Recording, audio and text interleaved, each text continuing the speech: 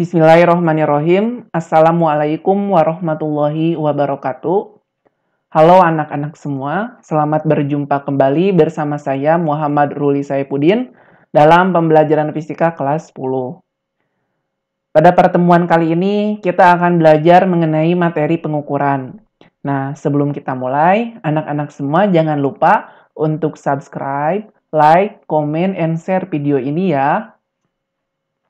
Baik, tujuan pembelajaran yang harus kita capai pada pertemuan kali ini diharapkan anak-anak semua mampu menjelaskan cara menentukan nilai satuan terkecil alat ukur. Yang kedua, menentukan hasil pengukuran panjang dengan jangka sorong dan mikrometer skrup. Yang ketiga, menjelaskan alat ukur massa dan waktu. Nah, mengukur merupakan membandingkan suatu besaran dengan besaran sejenis yang dijadikan acuan. Misalkan saya mengukur panjang tongkat dengan penggaris. Nah, yang menjadi acuannya itu adalah penggaris. Nah, penggaris itu sebagai alat ukur untuk mengukur kepanjangan atau mengukur panjang tongkat tersebut. Nah, pengukuran dibagi menjadi dua. Ada pengukuran langsung dan tidak langsung. Kemudian ada pengukuran berulang dan pengukuran tunggal. Nah, pengukuran langsung itu apa? Pengukuran langsung itu misalkan saya mengukur panjang tongkat menggunakan penggaris. Kemudian saya mengukur waktu menggunakan stopwatch. Nah, itu merupakan contoh pengukuran langsung. Nah, dalam fisika, kebanyakan pengukurannya itu dilakukan secara tidak langsung. Nah, contohnya misalkan pengukuran massa jenis benda. Nah, dapat dilakukan dengan mengukur massa bendanya terlebih dahulu dan volume benda. Baru kita mencari atau menghitung massa jenis bendanya itu menggunakan persamaan Rho sama dengan massa dibagi volume. Nah, itu merupakan contoh pengukuran tidak langsung. Nah, yang kedua ada pengukuran berulang dan pengukuran tunggal. Misalkan, pengukuran berulang dan pengukuran tunggal itu saya melakukan praktikum atau melakukan percobaan mengenai jatuhnya bola dari ketinggian 1,5 meter. Nah, sampai ke tanah itu waktu yang dibutuhkannya itu berapa. Nah, saya melakukan percobaannya itu karena kan pengukuran berulang pasti dilakukannya itu tidak hanya satu kali, misalkan 5 kali percobaan. Nah, saya menjatuhkan bola dari ketinggian 1,5 meter sampai ke tanah itu waktu yang dibutuhkannya itu berapa. Nah, percobaan pertama sampai ke 5 itu kan pasti nilainya itu berbeda-beda. Nah, kita menekan tombol on dan stop pada stopwatch tersebut tergantung kecepatan tangan kita. Nah, itu pasti berbeda-beda. Kalau angka nya berbeda-beda atau nilai pengukuran waktunya itu berbeda-beda, berarti itu disebut dengan hasilnya itu hasil majemuk atau datanya itu data majemuk. Nah, kalau misalkan nilainya itu sama dari percobaan 1, 2, ketiga, keempat, dan kelima, nilai waktu yang dibutuhkannya itu sama, berarti itu datanya itu adalah data tunggal. Nah, itu disebut dengan pengukuran berulang dan pengukuran tunggal. Kriteria alat ukur. Kriteria alat ukur itu ada 4. Ada ketelitian atau akurasi, kedua ketepatan atau presisi, yang ketiga adalah sensitivitas, dan yang terakhir ada kesalahan. Nah, ketelitian itu apa? Ketelitian itu merupakan kemampuan alat ukur untuk memberikan hasil ukur yang mendekati hasil sebenarnya. Yang kedua, ketepatan, kemampuan alat ukur untuk memberikan hasil yang sama dari yang dilakukan berulang-ulang dan dengan cara yang sama pula. Yang ketiga ada sensitivitas. Nah, tingkat kepekaan alat ukur itu terhadap perubahan besaran yang akan diukur. Yang terakhir ada kesalahan. Merupakan penyimpangan hasil ukur terhadap nilai yang sebenarnya. Nah, idealnya sebuah alat ukur itu harus memiliki akurasi, presisi, dan sensitivitas. Nah, sehingga tingkat kesalahannya itu atau tingkat errornya itu relatif kecil dan datanya yang dihasilkan tersebut merupakan data yang akurat. Nah, yang kedua ada alat ukur panjang dan ketidakpastiannya. Dalam kehidupan sehari-hari, kita sering menggunakan alat ukur panjangnya itu alat ukur panjang mistar atau penggaris dengan ketidakpastiannya itu adalah 0,1 cm. Ada pula jangka sorong dengan ketidakpastian 0,02 mm. Kemudian ada mikrometer sekrup dengan ketidakpastian 0,01 mm. Berarti alat ukur panjang yang paling teliti itu adalah mikrometer sekrup dari ketiga alat panjang ini gitu. Oke. Nah, alat ukur panjang yang akan kita bahas lebih detail itu jangka sorong dan mikrometer sekrup. Nah, kita bahas yang pertama jangka sorong. Jangka sorong dalam industri permesinan, nah sangat penting karena alat ukur panjang ini mempunyai tingkat ketelitian yang tinggi. Nah, dibandingkan alat ukur panjang seperti mistar. Nah, kemudian jangka sorong juga dapat digunakan untuk mengukur panjang, kemudian diameter, diameter dalam maupun diameter luar, kemudian kedalaman. Nah, tingkat ketelitian jangka sorong selalu mengalami perubahan nih dari tahun ke tahun. Mulai dari 0,5 mm, kemudian 0,1 mm, 0,05 mm, serta yang kita gunakan saat ini atau yang umum digunakan saat ini ketelitiannya itu mencapai 0,02 mm.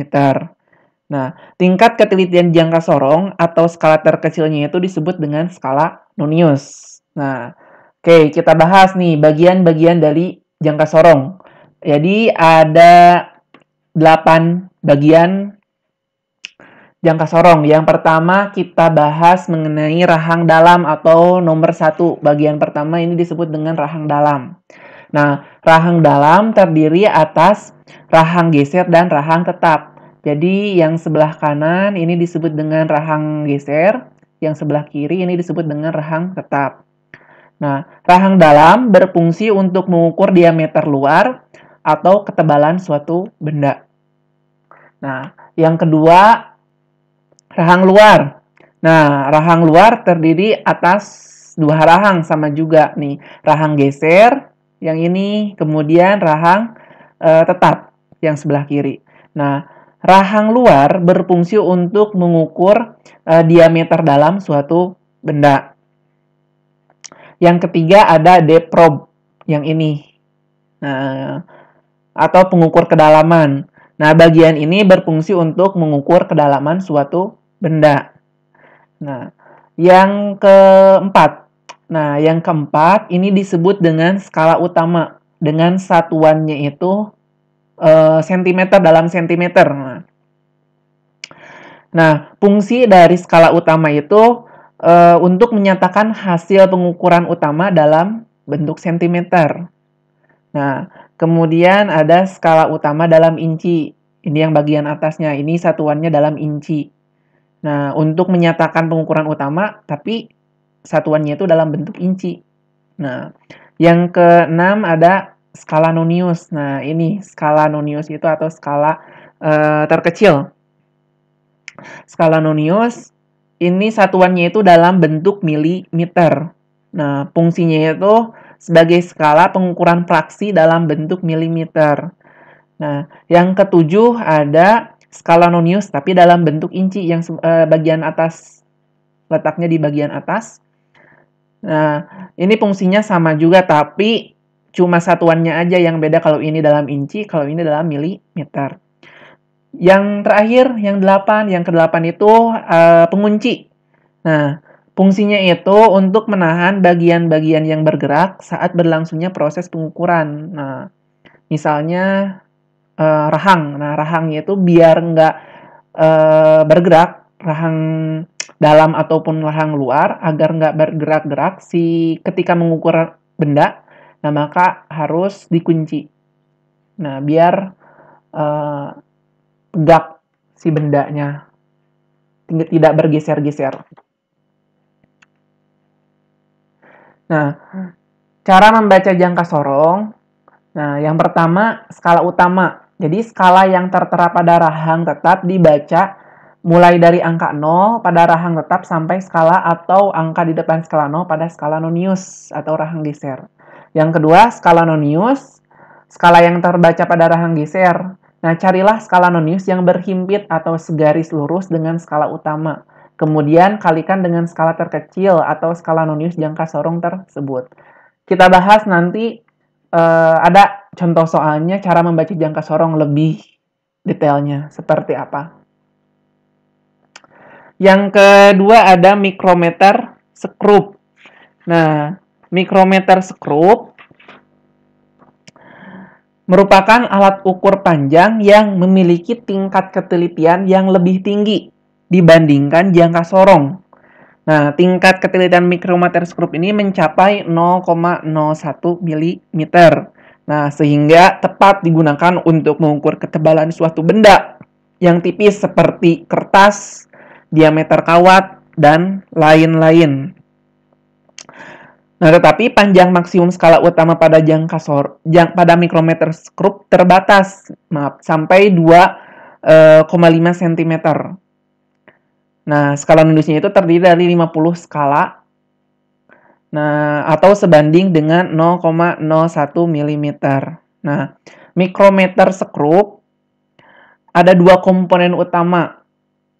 Yang pertama ada poros tetap. Nah, ini poros tetap ini disebut dengan skala utama. Nah, skala utama ini satuannya itu dalam sentimeter. Boleh juga dalam milimeter juga bisa. Nah, yang kedua ada poros putar yang terdapat skala nonius. Nah, ini adalah poros putar atau skala putar. Nah, ini terdapat skala nonius mikrometer skrup. Nah, cara membaca mikrometer skrup sebenarnya sama saja seperti jangka sorong, tapi ini lebih simpel. Nah, lebih simpel dibandingkan jangka sorong. Yang pertama, bacalah skala utama terakhir yang terlihat di depan skala poros putar. Ingat, skala utama mempunyai skala terkecil 0, mm atau 5 cm. Kemudian, bacalah skala nonius yang terletak segaris atau berimpit dengan sumbu poros tetap. Skala nonius terdapat 50 skala dikalikan 0,01 mm.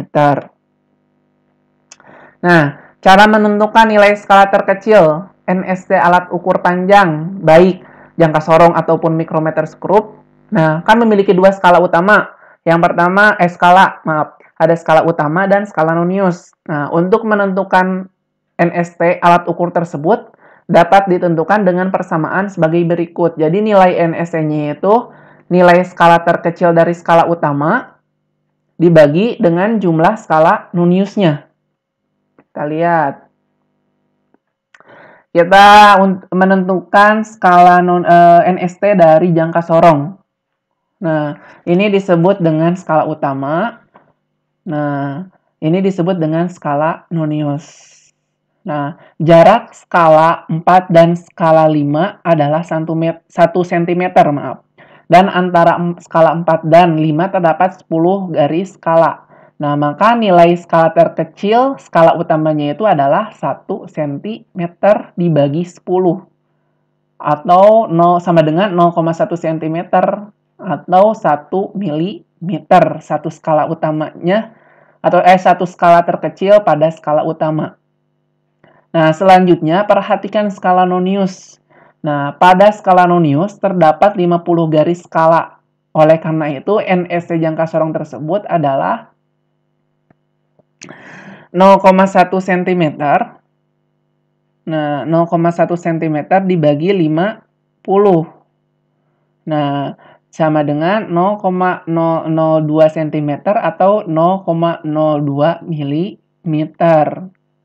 Nah, jadi saya ulangi, dari skala utama itu kan ini kan 4 dan 5. Nah, kan ini jaraknya itu 1 cm kan, dari 4 ke 5 itu. Sekarang, satu skala terkecilnya itu kan ada 10. Berarti kan 1 cm dibagi 10, 0,1 cm.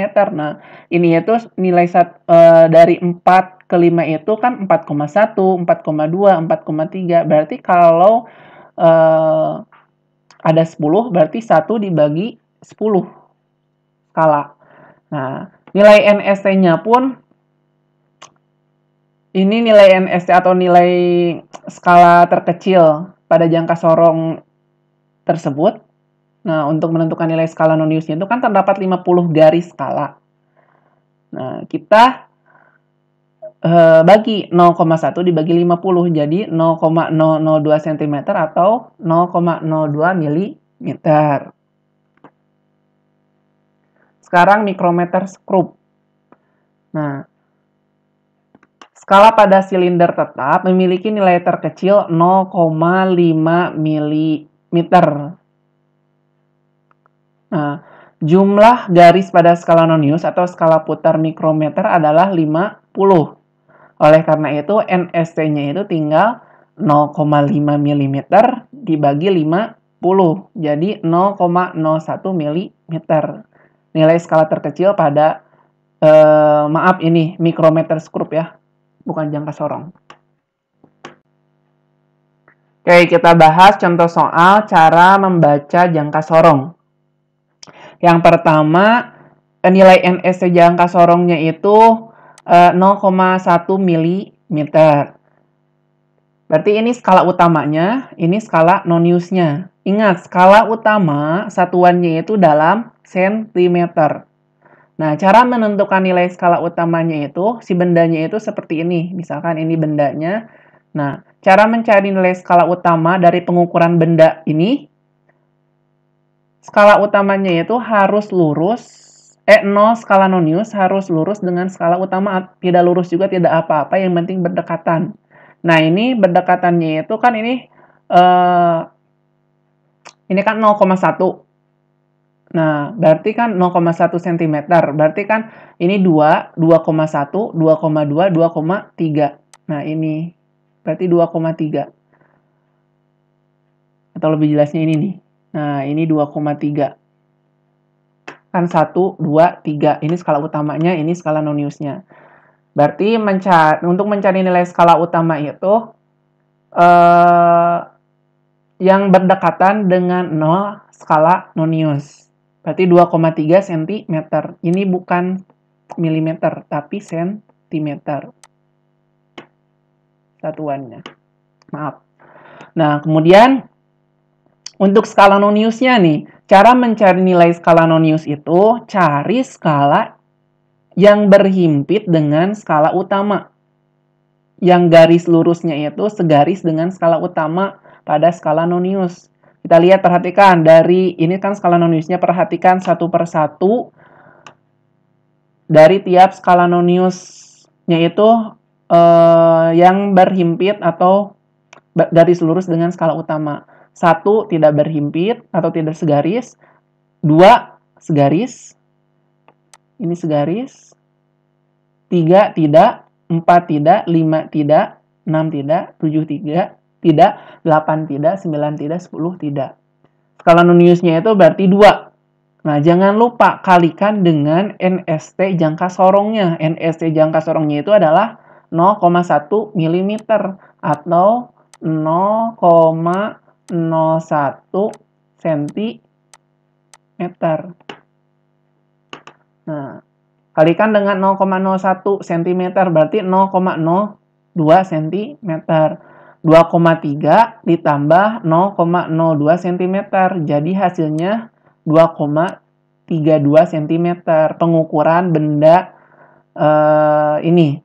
Berarti diameter benda ini itu, diameter luar benda ini nilainya itu adalah 2,32 cm. Nah, misalkan kalau diminta dalam bentuk meter, berarti tinggal dibagi 100. 2,3 dibagi 100. Nah, atau 2,32, kemarin sudah belajar notasi ilmiah, kali 10 pangkat min 2 meter. Kalau dimintanya harus dalam sistem internasional. Nah, kebetulan di sini di soalnya itu dimintanya dalam satuan sentimeter, ya berarti sudah betul. Kalau dimintanya harus dalam satuan SI, berarti harus dalam satuan meter. Tinggal kalikan 10 pangkat min 2. Gunakan aturan notasi ilmiah. Baik, contoh soal yang kedua mengenai cara membaca jangka sorong dengan nilai satuan terkecilnya itu adalah 0,05 mm. Nah, kita lihat untuk mencari skala utamanya itu kita harus mencari nilai angka 0 pada skala nonius. Nah, yang terletak berdekatan dengan angka 0 di skala nonius. Nah, ini itu ada di 5 dan 6. Nah, di antara 5 dan 6. Nah, kalau letak angka 0 pada skala nonius itu di antara skala utama 5 dan 6. Nah, kalian harus ngambil yang terkecil. Oh iya, saya lupa. Untuk skala utamanya itu, ini satuannya itu dalam milimeter, maaf. Jadi kalau dalam sentimeter, berarti ini 1, 2, 3, 4, 5. Nah, skala utamanya itu, ini kan 5 mm. Berarti dikonversi ke sentimeter jadi 0,5 cm. Nah, sudah seperti ini, kita cari nilai skala noniusnya yang berhimpit dengan skala utama. Kita lihat 0,5 enggak, 1 enggak, 1,5 enggak, 2 enggak, 2,5 enggak. Ini sedikit jauh. 3 juga sama, sedikit jauh. 3,5 juga sedikit jauh. 4 sedikit jauh, 4,5 juga. Nah, yang lurus itu adalah, atau yang berhimpit itu adalah 5. Nah, berarti 5 dikalikan NST. 0,05 mm dikonversi jadi 0,005 cm. Hasilnya itu adalah 0,0025 cm. Tinggal dijumlahkan. Skala utama ditambah skala nonius. 0,5 cm ditambah 0,025 cm. Hasilnya itu adalah 0,525 cm. Terakhir, jangka sorong untuk NST-nya itu 0,02 mm. Pertama, kita cari dulu skala utamanya, nilai skala utamanya. Nah, ini kan 0-nya itu di antara nih 12,1 dan 12,2. Kalian ngambil yang terkecil, berarti 12,1 cm. Nah, kemudian skala noniusnya, cari yang berhimpit dengan skala utama. Kita perhatikan, nah ini satu skalanya itu, ini 0,2, 0,4, 0,6, 0,8, 1. 1,2, 1,4, 1,6, 1,82. Kita cari satu persatu. Ini jauh, jauh, jauh, jauh, jauh, jauh, jauh, jauh. Nah, yang lumayan berhimpit itu ada 6,6. Ini kurang 6,4 kurang 6,6 dan 6,8. Nah, ambil yang terkecilnya 6,6. Untuk yang berhimpitnya 6,6 kali 0,002 cm. Ini kan ke cm tinggal ditambah 0-nya 1. Berarti 0,02 cm. Tinggal hasilnya itu adalah 0,0132 cm. Berarti tinggal dijumlahkan hasil pengukurannya. 12,1 cm ditambah 0,0132 cm. Hasilnya itu adalah 12,1132 cm. Ini hasil pengukurannya. Nanti kalau dimintanya itu menurut aturan angka penting, nah nanti bagaimana cara menggunakan angka penting di pertemuan selanjutnya kita bahas. Hasil pengukuran menggunakan jangka sorong dan mikrometer skrup, tapi menggunakan aturan angka penting. Nah, yang kedua ada contoh soal cara membaca mikrometer skrup. Misalkan hasil pengukuran diameter benda juga sama. Diameter benda, nah hasil pengukurannya itu seperti ini, lebih jelasnya. Nah, untuk nilai skala utamanya, kita lihat skala utamanya itu. Skala utamanya itu ini satu skalanya itu yang atas 1 mm. Ini 5, 6, 7, 8, 9, 10, 11, 12, 13, 14. Skala utama yang di bawahnya itu nilainya itu 0,5 mili. Berarti ini 0,5. Nah, ini 0,5 mili ya. Berarti ini misalkan 4,5, 5,5, 6,5, 7,5, 8,5, 9,5, 10,5. Nah, berarti ini kan ada 10, 11, 12, 13, 14. Ini skala utama bagian atasnya itu 14 mili. Nah, ini 0,5. Berarti 14 ditambah 0,5 mm berarti 14,5 mm untuk skala utamanya. Skala non-use-nya, cari yang berhimpit dengan skala utama. Dengan garis skala utama, maaf. Nah, ini nilainya itu adalah, satu skalanya itu adalah 1 mm. 1, maaf, bukan 1 skala milimeter. 1, misalkan 10, 11, 12, 13, 14, 15. Berarti ini 11 kan? Ini kan yang lurusnya itu 11. 11 kalikan dengan NST dari mikrometer skrup. Berarti 0,01 mm. Berarti 11 dikali 0,01 mm hasilnya itu adalah 0,11 mm. Baru hasil skala utama dijumlahkan dengan skala non-use. Hasil pengukurannya itu jadi 14,61 mm. Atau dikonversi ke senti jadi 1,461 cm. Kalau ke meter jadi 1,4161, maaf. 61 kali 10 pangkat min 2 meter. Kalau dalam bentuk sistem internasional. Nah, yang ketiga alat ukur massa. Nah, alat ukur massa itu yang sering kita lihat ada neraca sama lengan dengan ketidakpastiannya itu 0,001 gram. Kemudian timbangan kue, ketidakpastiannya itu 1 oz atau 100 gram. Kemudian neraca Auhaus. Nah, yang sering digunakan di lab fisika itu yang ini. Ada yang 3 lengan, yang 4 lengan, ini macam-macam. Nah, ketidakpastiannya itu 0,01 gram. Yang terakhir ada alat ukur waktu dan ketidakpastiannya. Nah, alat ukur waktu yang sering kita gunakan itu adalah stopwatch analog. Nah, kalau yang di kita ada di handphone kalian masing-masing. Nah, ketidakpastian stopwatch analog ini adalah 0,1 sekon. Oke. Mungkin materi ini ditujukan sekian. Mohon maaf bila ada kesalahan. Nah, untuk tugas seperti biasa nanti saya akan share di Google Classroom. Nah, jika ada pertanyaan mengenai materi ataupun tugas, bisa kita diskusikan dalam grup Telegram kelas masing-masing. Baik, pertemuan kali ini dicukupkan sekian. Mohon maaf bila ada kesalahan. Billahi taufiq wal hidayah. Wassalamualaikum warahmatullahi wabarakatuh.